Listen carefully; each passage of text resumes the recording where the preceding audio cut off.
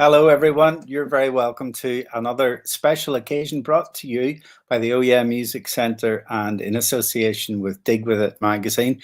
This is Getting to Know. We've had a fantastic summer getting to know Joshua Burnside last week, and all of these are archived on YouTube. So if you go to the Oh Yeah Music Centre YouTube channel, some of you are already there, you can find out more about it. You can check out Reva, Connor Mitchell, Una Monaghan.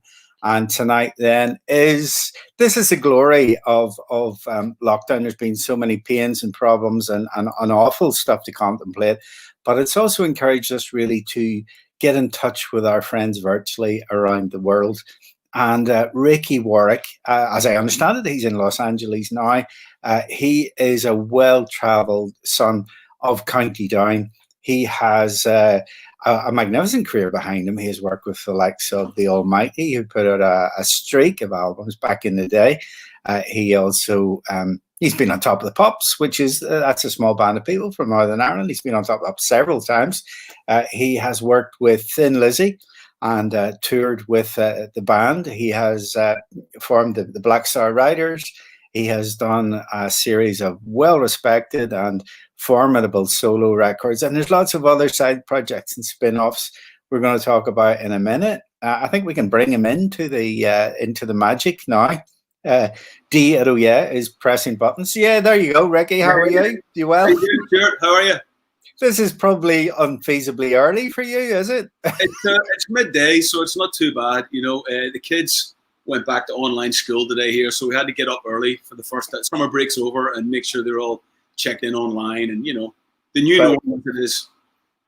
Well, paint me a picture of whereabouts you are in Los Angeles, and I'm in Beverly Hills in Los Angeles. Been here for 15 years, yeah. I mean, it's great. I miss home terribly, believe it or not, but I love living here.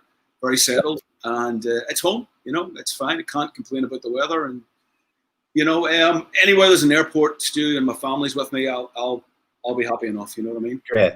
Well, we've got between 45 minutes and an hour. We'll just see how it unrolls for the rest of this evening.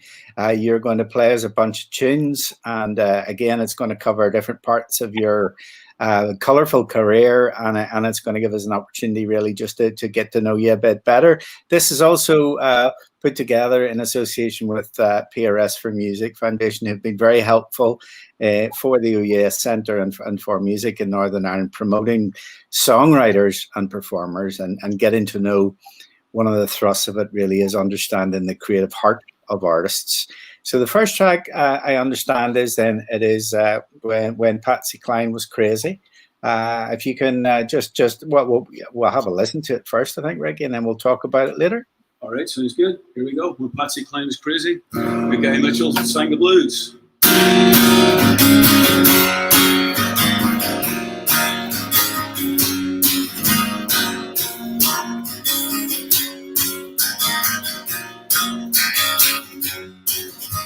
Red hands as big as Ulster, stubble on his chin, would wrestle on the front room floor in his beard to burn my skin.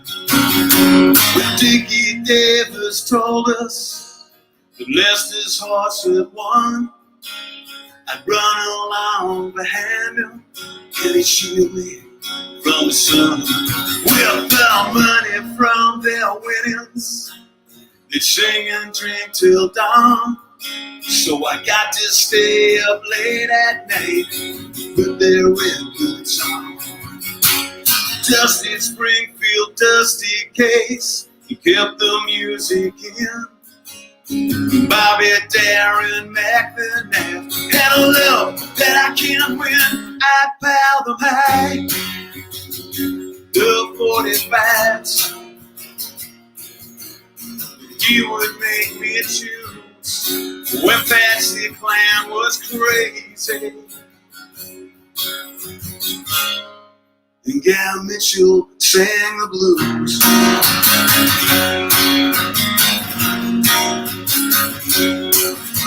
But when I wasn't looking, music went away. Hank Williams never came around. It's Sinatra wouldn't stay. And talking to the old man was filled with hurt and pain. So Johnny and Ray would spend his nights just walking in the rain. I'd pile the back the 45s. He would make me choose when Patsy Cline was crazy. And Gal Mitchell sang the blues.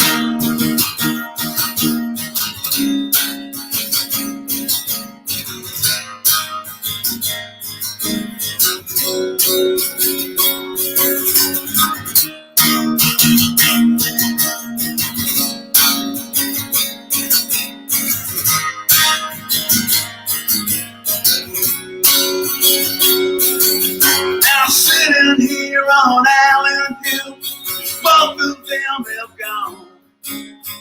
On the wind I hear him laugh, son, put the records on. If I could have just one more night, know that I'd still choose when Patsy Cline was crazy. And Gal Mitchell sang the blues.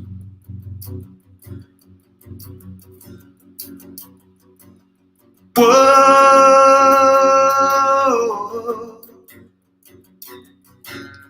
whoa,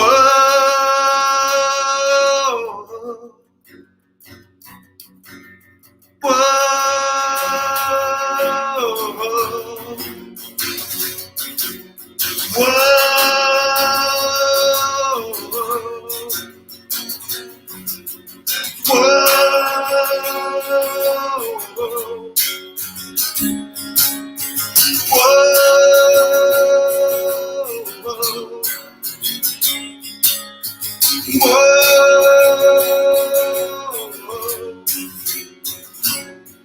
When Patsy Cline was crazy.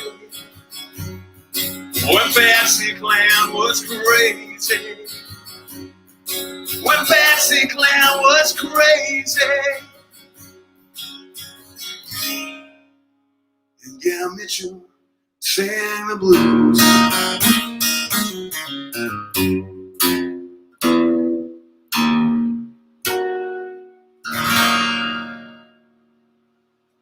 Live from Beverly Hills, Los Angeles.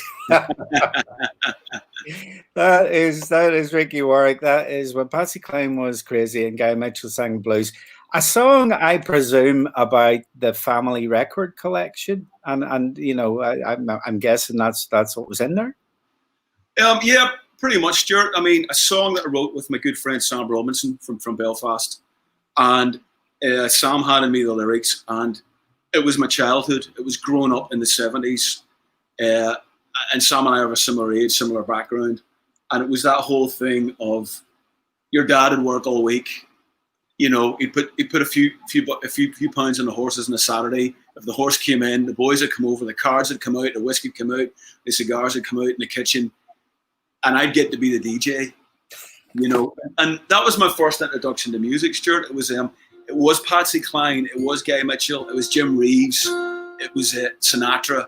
You know, it was all those great, just great singers with great songs, and I just felt like one of the boys. You know, I was maybe 7, 8 years old, but there I was, you know, hanging out with the big men playing the records, and yeah, that was what got me started. You know. It's funny. This is probably before your time, but when CB Radio hit Northern Ireland, they had a name for every town. So I think Belfast was Dodge City, and Bangor was Vegas, but Newton Ards was Nashville. Never knew that, really, because they had a radio station, because Downtown Radio came out. So they go 10-4 goodbye, heading up to Nashville here. Class. I never knew that. Never knew that. So there you go. So in a sense, it was, but it was, you sing about Island Hill in the record as well, which is probably the only song in the world that mentions Island Hill. I mean, I just think it's amazing we've got Island Hill in there and Dickie Davis. You know, getting Dickie Davis into a rock and roll song is no mean feat, and I mean you and I are the same age, Stuart. You remember Saturdays, it was the World of Sport at Grandstand, and most people would turn over to watch the wrestling, to watch the Giant Haystacks and Big Daddy. And Dickie, with that white streak down his hair, he looked like Dave Vanian from the Dam's dad, you know what I mean? And it was magical. I mean, it was just great memories. And, you know, I recently, well, my dad's passed away 4 years now. My dad and myself were very close. And that song has, you know, a lot of memories for me, just growing up with my dad and going to Island Hill and growing up round Ards and Strangford Lough and all that stuff when I was a kid, you know, and watching those TV shows and listening to those records. Yes. So you've sang about the Newton Ards Road, you've sang about Damascus Street, you've sang about the arms of Belfast town. You're kind of you're not shy of bringing the mythology of Northern Ireland into your music, are you? Oh, you know what? That's a great question. And I put an album out in 2009 called Belfast Confetti, which was the first album where I really wrote about back home, about growing up in Northern Ireland and moving to Scotland when I did.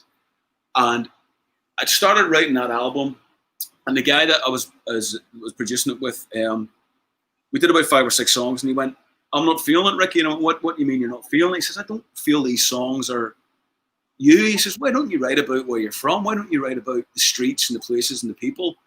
And I thought, nobody's going to be interested in that. You know, it's far more exotic when you say Lossianiga than say, the Newton Ards Road or whatever. But he says, "You're telling me all these stories," and he says they're brilliant.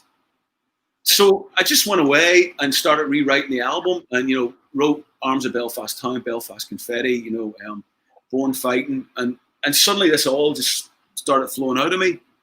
And then when Patsy Cline was crazy, that seemed to be I'd hooked up with Sam at that point, and Sam being such a great lyricist, the two of us we just had abundance of ideas. It was only supposed to be a single album, and we ended up writing like 25 songs. And when Patsy Cline turned out to be a double record in the end, Fantastic. So I've been looking through your discographies. I've been listening through to your music, and the impression I get is you just never stand still. You're just always at it. You're always, even when you've got like a side project of a side project. You're obviously a very convivial person. People like you. You hang out with people like Joe Elliott, Andy Cairns, and various other people, but. You're very, very prolific, and I guess when the pandemic comes, this is probably the quietest you've been in the last 30 years. It isn't, Stuart. When it hit, I was like, okay, how am I going to adapt this? What am I going to do? And like you said, I treat the whole thing like a job. It is a job, and it's a job that I love. But I get up every morning and get kids out to school. Get answering emails for a little while, and then guitar gets picked up every day for 3 or 4 hours. And whether I write a complete load of pish, which happens most days, or but it becomes a job, and I go, okay, I've got till 4 o'clock, and the kids come home from school, and that's the whole sort of work ethic. And I do that 5-6 days a week, and I have done for sort of the last 15 years. So it's just because I love what I do, and I think you have to give it the respect that it deserves. It is a job, and the more you work at it, the better it's going to get. And I just love to write. I just love to play. And with the pandemic, nothing really changed. I had actually a wee bit more time. I started doing the online shows about 5 months ago when it first kicked in here in March, when the lockdown happened in LA. And I've been doing those once a month on stage, and they've been great. And I've been doing a different theme every month. 1 month would be just Almighty songs. Next month would be Black Star Rider songs, solo songs. And it seems to be working really well. And it's given me something to rehearse, to look forward to treat like a show, Okay, well there you go. That's the answer to that question. Then you haven't been cruising. Then you've definitely been keeping. I'm a dangerous man when I'm bored. My wife will testify to that. Okay, well we're going to have a listen to another song now. This is Celebrating Sinking, and this song now the Almighty, when the Almighty had a string of hit records, and presumably you would have been touring and on stages and festivals and TV programs around the same time as Therapy, who were kind of breaking through at that time. So I'm guessing that there was a bit of bonding went on. Oh God. Wait till the book comes out. There's more than a bit of bonding. I met Andy about 1992, and obviously we clicked straight away, both being Northern Irish lads and a similar love of music. And our bands were sort of, at the height of sort of popularity, sort of mid-90s and stuff like that. And Andy's just been a dear friend, Stuart. He's been an absolute, one of my dearest and closest friends. And, I can count on him. He's always been there for me. But we're always up to all kinds of shenanigans. We always talked about writing a song. And it wasn't, I guess, until a few years ago when we were a bit older and settled down that finally, we did. And Andy sent me through, some lyrics with this brilliant idea about this title, Celebrating Sinking. And the whole idea behind it is, in Northern Ireland, we love the flawed genius. We love the fact that the Titanic didn't work. We love the fact that George Best was amazing, but had this side to him. Alex Hurricane Higgins, Van the Man. He's got this. We seem to revel more in coming second than coming first, and that's what I love about Northern Ireland. If you win something, you're a big shot, but if you do your best and you come in second or third, you're a hero. And I just think it's just sums up our wee country. I just love that spirit, and it's just that whole thing that of sitting in the bar and celebrating what might have been. And I just thought the whole concept behind the song was great. So Andy and I wrote this, and Celebrating Sinking. Lovely. Well, I think we should have a listen then. All right.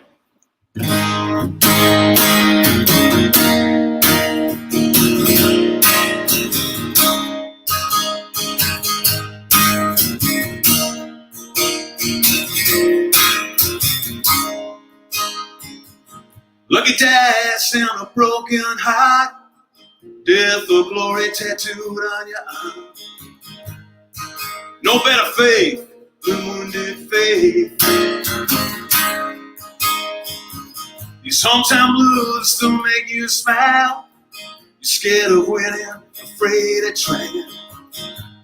Treading on the heels of your own boots. So here I am drinking, I'm celebrating singing. All my life I'm toasting you.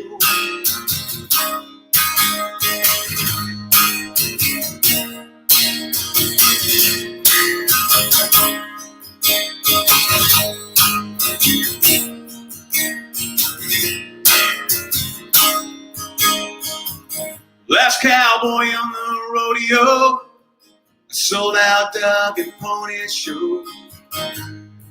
Lost causes and forsaken beliefs. The calling time on paying your dues, for loving something so savage and cruel. Everything's ravaged, everything's blue.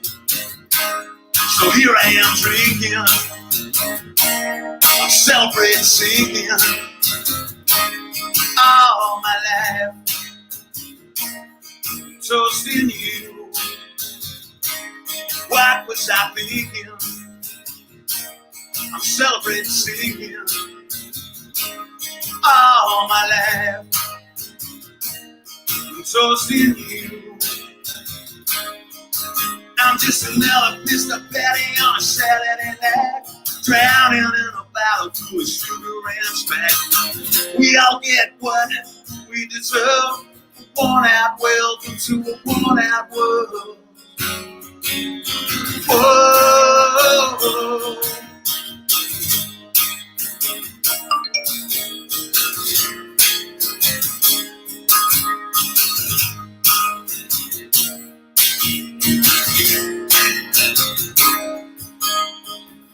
Lucky dice and a broken heart, death or glory tattooed on your arm. No better faith than wounded faith. Your hometown blues don't make you smile. You're scared of winning, afraid of trying. Treading on the heels of your own boots. So here I am drinking, I'm celebrating singing. All my life toasting you. What was I thinking? I'm celebrating singing. All my life I'm toasting you. all my life. I'm loving you. Lucky dancing on a broken heart. There you go. That was Celebrate Sinking. And anyone who has just tuned in, then there was a whole prelim to that I was explaining about the ethos of the Northern Ireland mindset. And the song was a co-write with Andy Cairns from Therapy, which is great. One of the lovely things, which I only recently discovered, I must be honest, is when you're doing these StreamYard gigs, there's a whole rake of there's a private chat, but then there's the public chat. And as you're performing, Ricky, there's just thousands of comments are coming up here. Ralph is saying hello. Gareth from South Wales, Caroline, Audrey, Lynn, Juliet. Video quality is brilliant, says Hamish. Rocky Hamilton says this is absolutely amazing. Shelley says hello. You sure that's the right show? All right. You sure they're watching the right shows? They are, yes. Paul McLean says up the Glens. Motley Stew is in the house. So it's great. It's a fantastic, proper experience. You mentioned Sam Robinson before, who's been a co-writer in the past, and you did, of course, write about Tank McCulloch in the past, who's an old Glentoran player. And you've done various fundraisers and stuff to help a football team in East Belfast. For anyone who's listening internationally, doesn't know what we're talking about. I know, right? The wee cock and hens. And what does that mean a lot to you as a human being? The Glens? Yes. Yeah, your football team's your football team, and it's a love affair with huge doses of heartbreak, like any good love affair is, and certainly following the Glens over the last how many years has been, but I love the sense of community. We've been doing the charity gigs. We didn't do one last year, but we've been doing them every year before that for 4 years. And the money goes to help the kids, buy kits and helps, fund the team. And obviously the Glens went through a difficult patch there for a few years. So it was great to be able to get involved and just help in some small way keeping the club going. Obviously, they're doing great at the minute, which is great to see. But yeah, it's just Stuart, it's part of growing up. It was part of the culture. What was really funny is my dad was a Blue man, my dad was a Linfield man, and you can imagine the animosity in the house. Oh dear, yeah. His son grew up supporting Glentoran, so there's no love lost there on that one. But yeah, it's just again, and to write that song with Sam, Tank was such a great player, Tank McCulloch for the Glens in the 70s, and I went to school with Tank's two sons, Patrick and Connor, and they were great friends of mine and played in the little football team we had going in Newton Ards. And I was just so impressed that their dad was Billy McCulloch, and that was just wonderful when I was, 10, 11 years old, that their dad was actually Billy Tank McCulloch. So to write that song and capture those feelings and sentiments of going to see your team, I think anybody that supports the team can relate to the sights and the sounds and the smells of when you're a kid going to the game with your dad. And Sam nailed it in the lyrics, and it's a great song, Yes. So Black Star Riders, obviously, they were revving up for the festival season.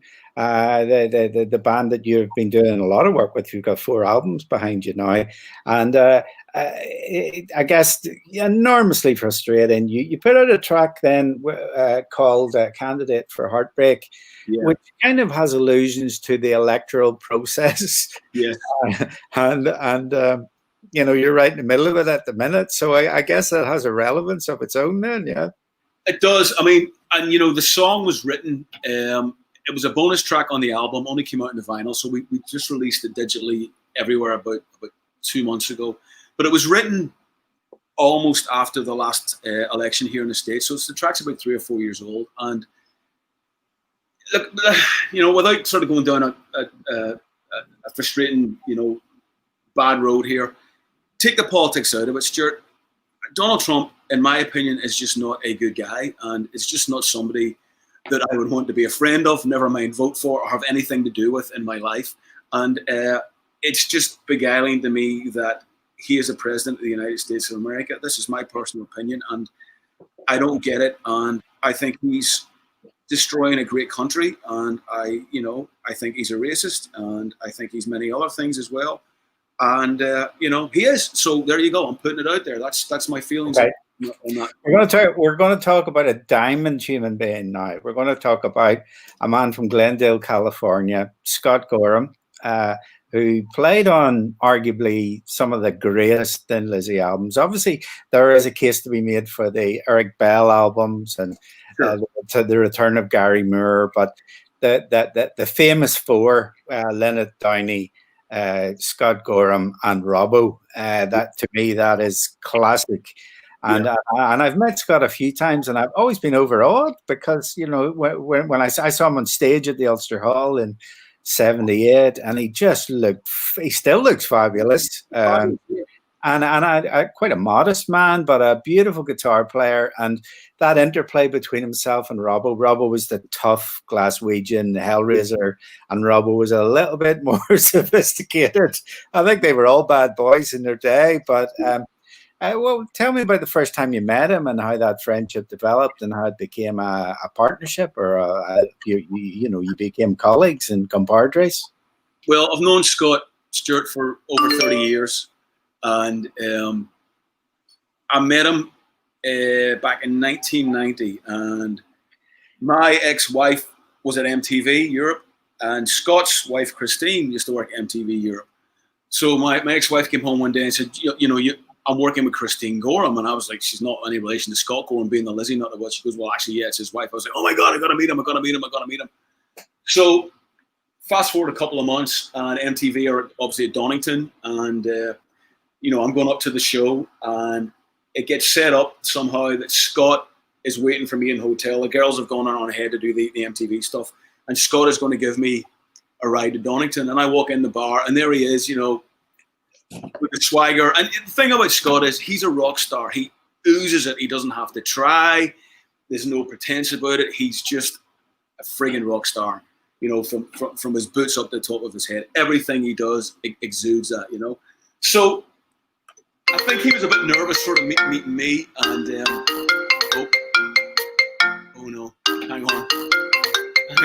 Scott on the phone said... his ears must be burning. That's Pepper's phone. Can you tell her? This is the joys of this. He said, the three girls are in the house and everybody's on phones, and keeps it real.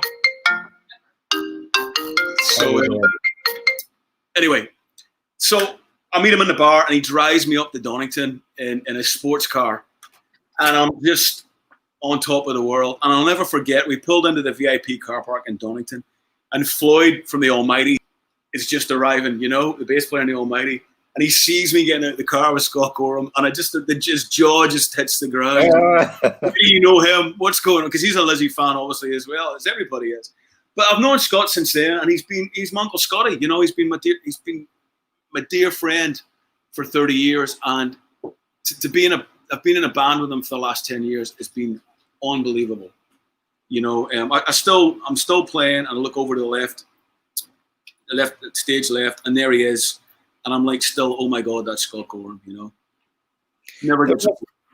Tell me about, if you can remember, the first time you're on stage or you're in a rehearsal and you hear the boys are back in town, and there he is playing those lines. That must be a pinch me please moment, really.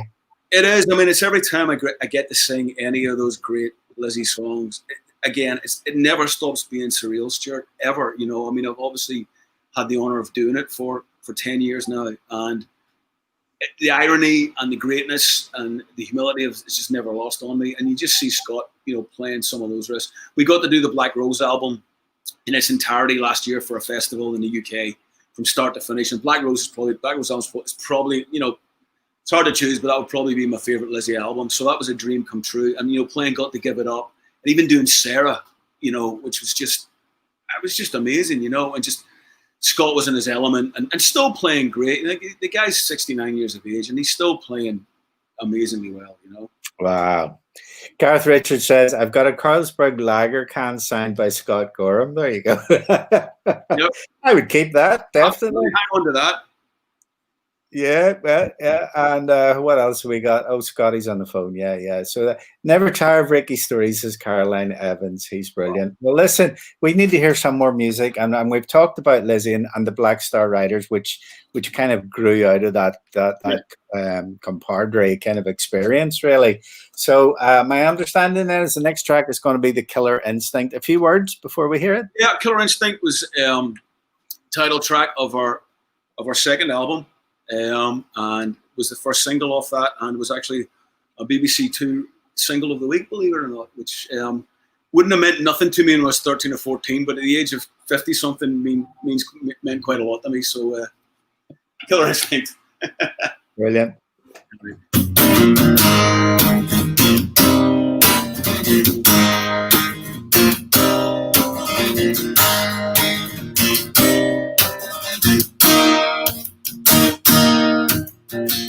We all wear our hunger on our heart, cold-blooded academy of ghetto streets. It ain't treason if it's a good reason, when it's real as the promises we keep. Strength of the wolf lies in the pack, loneliness can get you in trouble. Let's go feed the vultures down in this concrete jungle. There's a flag of inconvenience that flies above this town. When they build you up to touch the sky before they bring you down, you gotta live with the killer instinct. You gotta die a little to survive. You gotta love with the killer instinct. You gotta hurt a little to get back.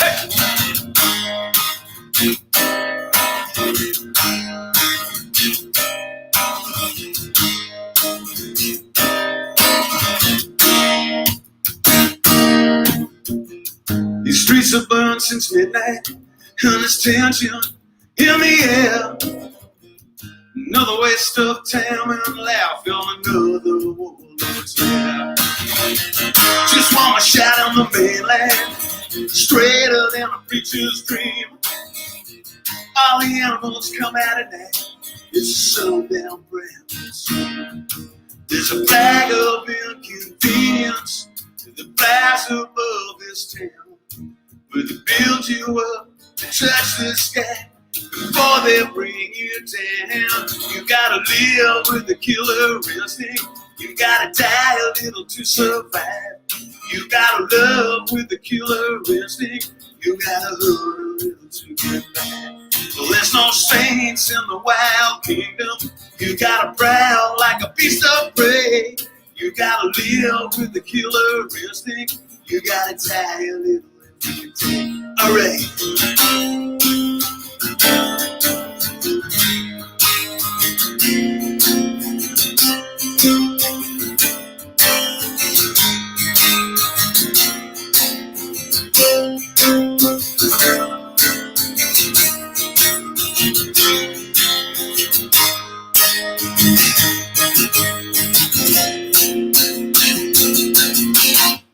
You gotta live with the killer instinct. You gotta die a little to survive. You gotta love with the killer instinct. You gotta hurt a little to get back.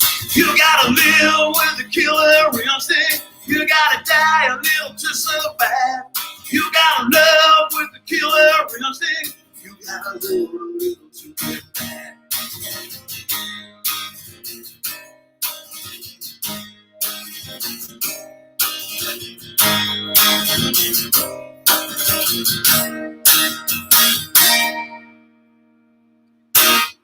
Killer Instinct by Ricky Warwick, then live from Los Angeles down the line to the Getting to Know sessions, brought to you by the OEM Music Centre and Dig With It magazine. Philomena Linnett, the mother of Phil Linnett, she passed away fairly recently. Wondering if I'm sure you had encounters with her over the years. Absolutely. I mean, the first time Thin Lizzy played at the Olympia Theatre back in Dublin, when Scott had put the band together, obviously I was fairly nervous, and we got a text that Philomena was coming down to the show, and you know, yeah, it was. We did the show and it was amazing. Stuart, the band played great, and the place just went off. And I could see Philomena the whole show up in one of the boxes at Olympia Theatre. You know, you've been in Olympia many times, a beautiful theatre. She was in one of the boxes just off to my left. I kept seeing her, and she was clapping along and smiling, and she seemed to be enjoying the show. And I thought, okay, that's good. All right, that's good, you know. So the show finishes, and we go backstage and we get changed. There's a bit of an after-show party in the Olympia, and I walk into the after-show party. My wife Tina's with me, and Philomena's sitting down, and she sees me and she calls me over, and I just think, oh shit, here we go, you know, oh God, you know. So I walk over, and she stands up, and she gives me a big, big hug, and she just says, "That was fantastic." She said, "Philip would have loved every minute of that." Oh, wow. And I burst into tears. I'm not going to lie. I started bawling, and she couldn't have been more gracious and sweet. And she told me a couple of things that night, that any doubts I ever had about singing those songs and fronting that version of Thin Lizzy, she put them to bed. She took them right out of my head with the words that she said to me and how she talked to me. And she just said, "You play those songs with passion and soul and power." And she says, "That's all Philip would have wanted." And the fact that people are still getting to hear his songs, he'd have been so happy with that. And that, you know, that just meant everything to me, and still does, you know. Wow, that's lovely. She definitely kept the flame, and I met her a few times, but I met her near the house one time, and she took me in the car and says, "We're going to meet Philip," and she took me to the grave, and then, you know, we put flowers on the grave, and he was kind of remonstrating with him. She was going, "Oh, you stupid boy, you and your drugs," you know, and she's definitely angry at him, you know. Yes, yeah. Well, listen, you've been playing a lot of those songs. You've been inside them to a degree. You know, what makes them so good? What makes them so durable? You know, as a songwriter, you know, what does that teach you when you hear those songs? I've never learned as much from somebody that's no longer with us in the life shirt. You know, Phil's just such a phenomenal lyricist, and he has a way of phrasing that's very unique and very, very special. And his poetry is just wonderful. And like you said, I really delved really deeply into all those songs when I was learning the songs. I mean, I kind of all knew them all anyway, but I really wanted to get inside them. And his turn of phrase, his phrasing, his knack for a melody, his edginess.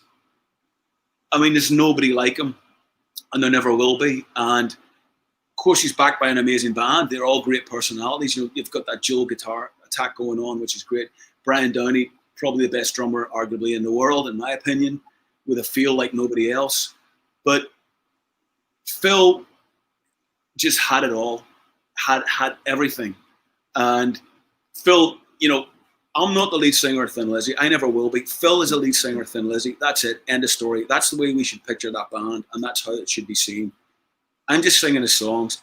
I'm just trying to keep the songs alive and the spirit alive and bring them to people that maybe never got to see Lizzy the first time around.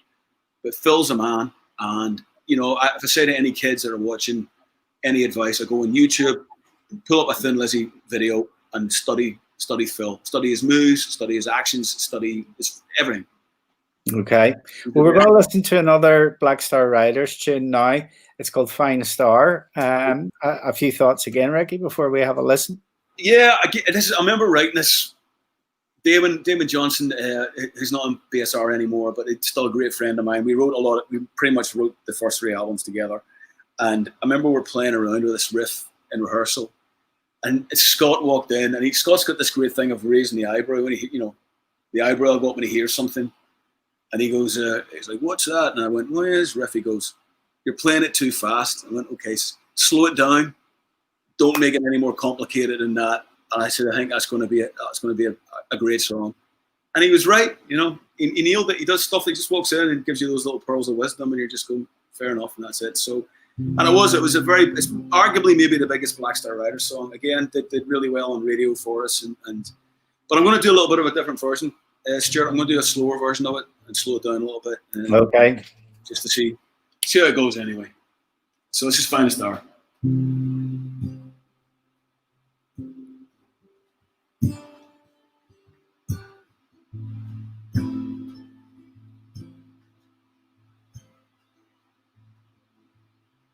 Time turns up another page and a million years go passing by.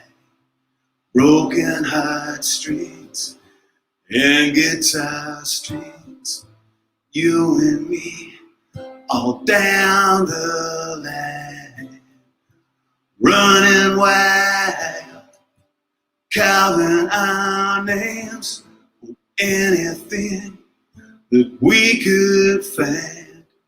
Are you in there anymore, my friend? Are you in there anymore, my friend?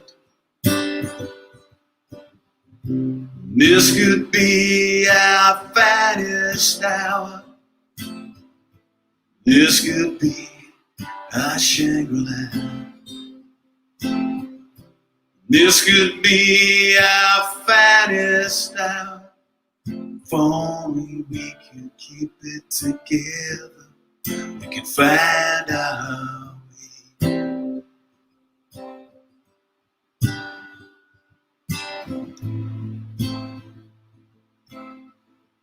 We could find our way.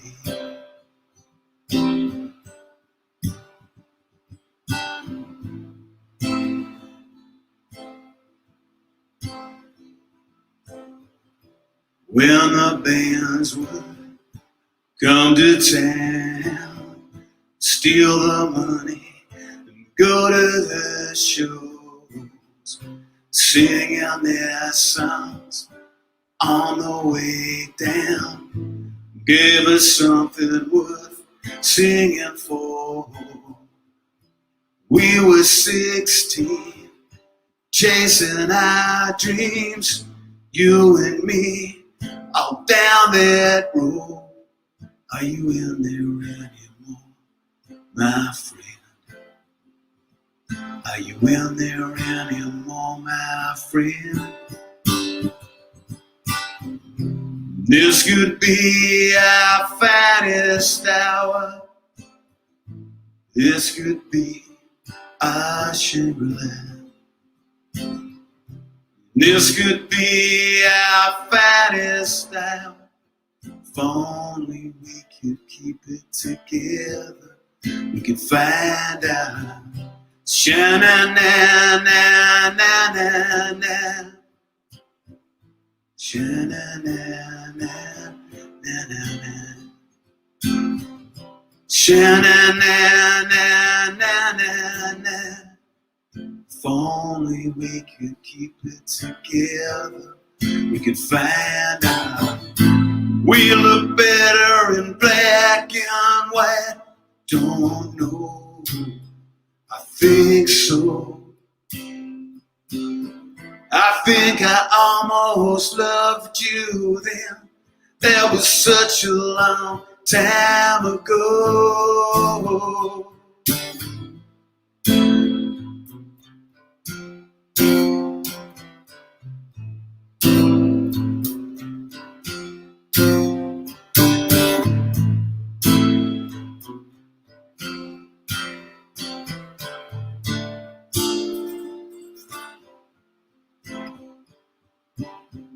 Should have called you, I could have wrote you, just to know if you were alright.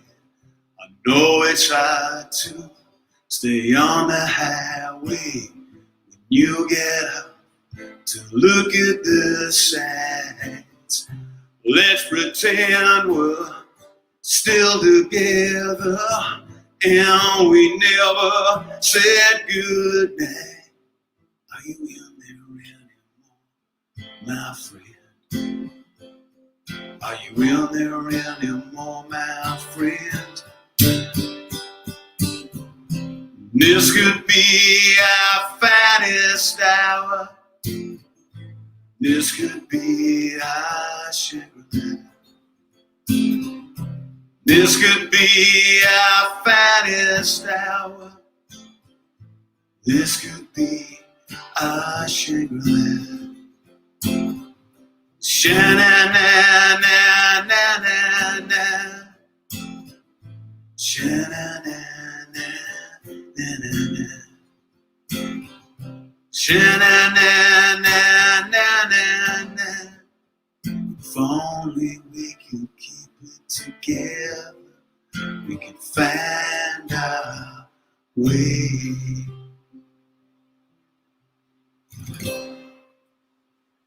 Finest Star. That's a different version to the normal up-tempo Black Star Riders version. And there's a chorus of people here, Ricky, and down the side are all saying it's great. Caroline and Audrey and Sarah and Rocky. Rocky says, I've met so many amazing friends through Ricky, and it's very special when they come to our wee country and enjoy Ricky playing in the best country in the world. So there you go. You have an ambassadorial value, which I love. So that's a magnificent thing. Very briefly, Fighting Hearts. That's kind of, we've already gone through quite a lot of the bands and the connections you've made, but every now and again you just haul a bunch of desperados together, don't you? And yeah, Fighting Hearts is my live solo band, Stuart, and it's the band that when I go out to do the solo records, it's Ricky Warwick and the Fighting Hearts, and I just finished the solo album. Singles out in October. The album comes out in January through Nuclear Blast. And, all being well, I'm looking at doing a bunch of shows with the Fighting Hearts next year. We've already got some in the books. I'm still a bit nervous to announce everything until we just see where we are at the end of the year. But next year, I'll be playing a solo album, promoting it and touring it as much as I can. It's called When Life is Hard and Fast. And yeah, and there have been like honorary Fighting Hearts. I think Jake Burns has stepped in. Joe Elliott's kind of one of your pals, hasn't he? You've Well, when you've got talented friends, I'm going to call on them. So I think we've got on the new record, we've got Joe Elliott singing, Andy Taylor, ex-Duran Duran, Power Station playing guitar, Luke Morley from Thunder's on there, Dizzy Reed from Guns N' Roses is playing keyboards on a few tracks. I've got Keith Nelson, ex-Buck Cherry, who produced the album with me. But it's cliche to say. To me, they're just mates, but very talented mates. So it's nice to be able to call on them, Well, yeah, absolutely, yeah. There's an apocryphal story. You can call me out on this or not, but the story is it's one of your early visits to Los Angeles, and you meet a gentleman who says his name is Axl Rose, and you kind of snort and say, with a name like that, you're not going to get anywhere. Is there any truth in that story? That's not strictly true, but Axl was a big supporter of the Almighty very early on, and he was very good to us, talking about the band, and he got us booked to play the world famous Cat House.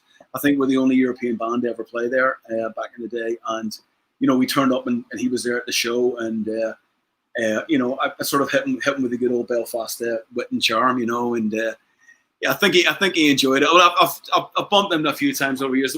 Thin Lizzy actually toured with Guns N' Roses back in 2012, and it was good to hook up with him again. And I take people as I find them, and Axl's always been nothing but nice and decent to me, and again, a big supporter of what I've been doing. So I mean, that's good enough for me, Fantastic. Well, there you go. You just ruined a great story for me, but I know. Well, maybe it's been so many. I mean, I might have said, and some of the stuff I can't remember as well because it was various. So, we're coming to the end, but in terms of the chat, if anybody wants to throw a question onto the list, you've got a couple of minutes to do so. And we're coming up to the last song as well. There was a bit of acting went on as well. Is that developed anywhere, or? The acting thing never progressed. I think the film that you're talking about was about 5 or 6 years ago, and they never secured the funding, sadly, to make the movie. There was quite a few famous rock and rollers involved in it.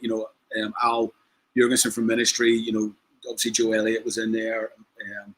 But it never happened. But we bit of TV presenting. Obviously, I did the Rock and Roll Highway with our very own Ralph McLean, which was a lot of fun. And it looks like I'm going to be doing a wee bit more of that in the future, which I really enjoyed. I mean, that was a real eye opener for me, just to trace the whole Ulster Scots history of music and right up to present day rock and roll. It was brilliant. Really enjoyed it. Okay, well, fair enough then. And so there wasn't any like screen tests or anything of you and Al kind of acting, method No, acting? we did a few. Just did a few sort of IDs talking about the project. But sadly, it never got the funding. But listen, I'm fine with it. I have no aspirations to be an actor. I was in one movie. I think it went straight to Airplane. Basically, I played a zombie, and that was about 8 or 9 years ago. And I think I was about the height of my acting skills. I think it was a good casting for me. Sure, I was very good at being a zombie. Yes.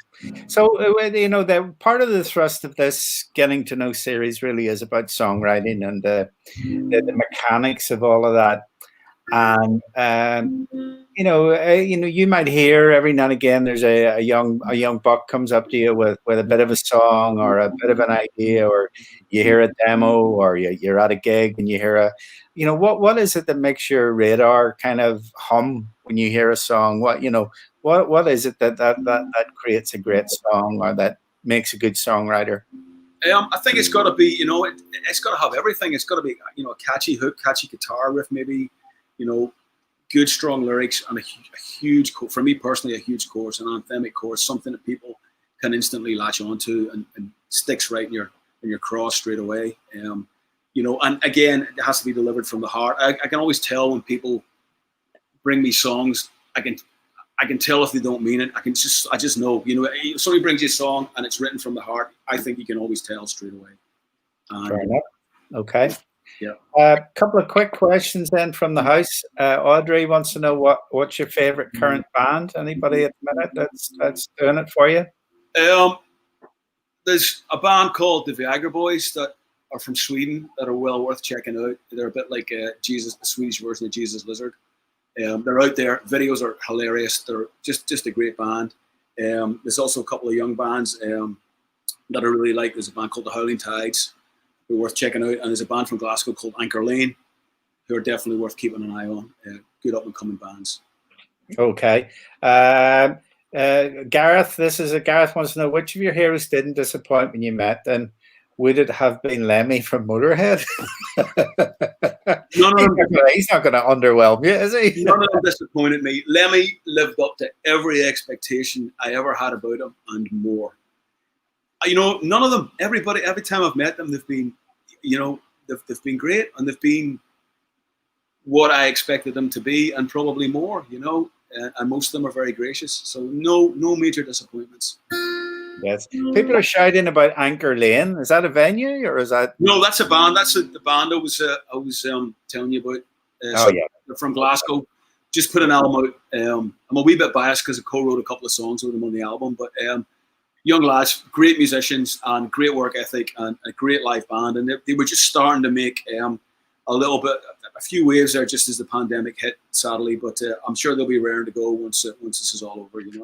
Okay, well, listen, this has been the best fun ever, and we were throwing ideas around, or you're presenting ideas, and you mentioned this song as a possible, and I went, yeah, of course. It's from Thin Lizzy's Bad Reputation album, 1977, and at this stage, Robbo was kind of on the edges of things, so Scott Gorham had to play more than normal, and I did a biog of Thin Lizzy a long time ago, and I kept talking to Scott about the song. He's going, well, what's this song about? I was going, this is an amazing song, man. I don't think he rated it. Hopefully he does now. But to me, it's just so, it's kind of sad, and it's romantic, and it's got an ache in it. Tell me about Southbound. What does it do to you? I can tell you a great story, and it's funny you just touched on that. Black Star Riders were out with Judas Priest 2 years ago, touring America, and we're on the bus after the show and having a few glasses of wine. We're just sitting up, and the acoustic guitar comes out, and I just started strumming Southbound. And Scott tells fantastic war stories about the Lizzy days. I never tired of hearing them because they're just so brilliant, as you can imagine. And he misses his pal. He misses Phil. Something terrible. He'd never admit to it, maybe when he's sober, but a few glasses of wine, you can tell. And I remember sitting on the bus, and I just started playing Southbound on the acoustic guitar, and Scott was going, I've never really listened to those lyrics closely before. He says, they're absolutely beautiful. And I went, Scott, this is an amazing song. I can't, and it's guitar solo. He goes, and being as laid back as he is and humble as he is. And we started playing it, and all the crew were on the bus, and everybody was joining in with the chorus. And I remember looking up, and it's the closest I've ever seen to Scott shedding a tear, and I think it really got to him about missing his one of those moments. I've got it on video. I'll never post it. It's just something that I have, and it's very special to me. And it was just one of those moments, and I mean that defines the song right there, you know. Yeah, my goodness. Okay, well, I think we have to hear your version of it now, Ricky. Okay, all right. So I go.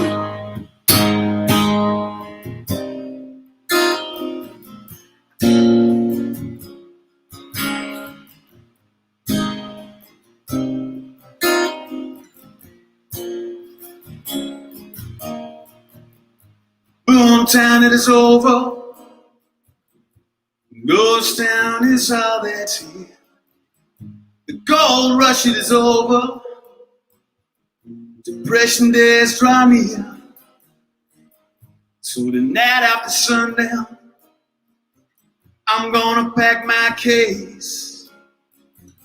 Without a word, without a sound, disappear without a trace. Whoa, I'm going southbound. Whoa, I'm going southbound.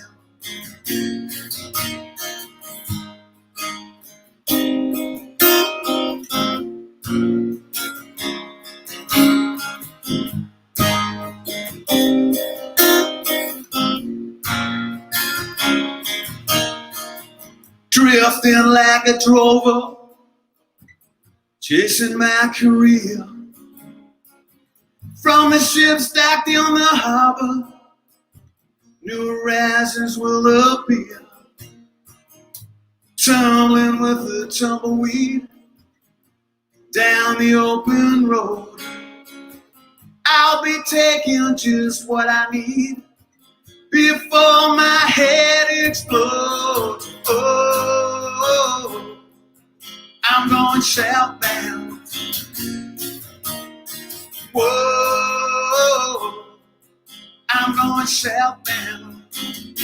Southbound.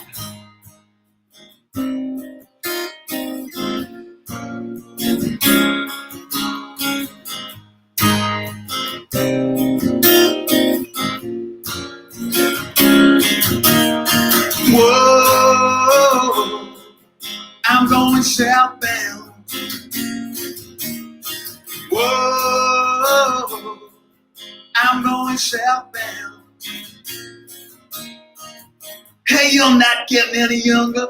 The Wild West is already built. Northern nights are growing colder. The old eastern ways are gone. So tonight after sundown, you must go from this place without a tear, without a frown, disappear without a trace. Whoa, I'm going southbound. Whoa, I'm going southbound. New horizons will appear. Oh, I'm going south from here. Without a word, without a sound, I've got to leave this ghost town. Whoa, let's go down past Rio. I gotta go. Oh, you know I'm southbound. Southbound.